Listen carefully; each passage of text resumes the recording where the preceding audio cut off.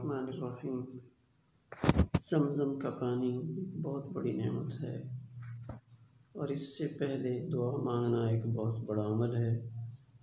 एक बड़ा अजीब इनाम अल्लाह ने इस उम्मत को दिया है कि ज़मज़म का पानी पीने से पहले भी दुआ कबूल होती है।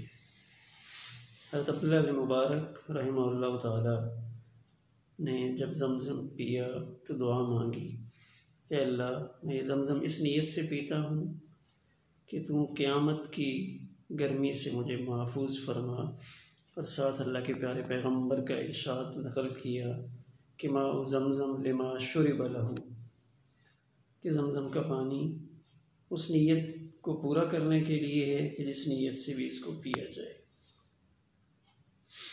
इसके बाद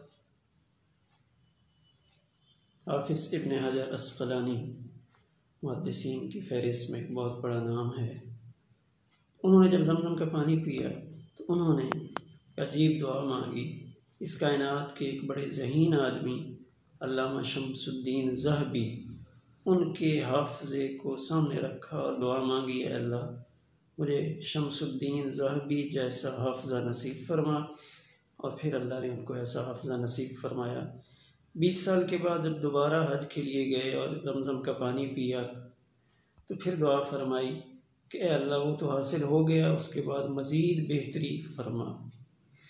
इसी तरह हाफ़िज़ इब्नुल हम्माम फ़ुक़हा में एक बड़ा नाम है, उन्होंने दुआ मांगी, ए अल्लाह, मुझे दीन पर इस्तिक़ामत नसीब फरमा। ये बहुत बड़ी अज़ीम शान दुआ है कि दीन पर इस्तिक़ामत मिल जाए। अल्लामा जलालुद्दीन सुयूती रहमहुल्लाह ताला, उन्होंने जब ज़मज़म का पानी पिया उन्होंने 2 बंदों को सामने रख कर दुआ मांगी कि ए अल्लाह, मुहद्दिसीन में से हाफ़िज़ इब्न हजर अस्क़लानी जैसा हाफ़ज़ा नसीब फरमा और फ़ुक़हा में अल्लामा बुल्क़ैनी उन जैसा हाफ़ज़ा नसीब फरमा। तो ज़मज़म का पानी पीने से पहले दुआ ज़रूर मांगी जाए और बड़े मक़ासिद को सामने रख कर दुआ मांगी जाए। इंशाअल्लाह इसका फ़ायदा होगा। अल्लाह ताला हम सबको अमल की तौफ़ीक़ नसीब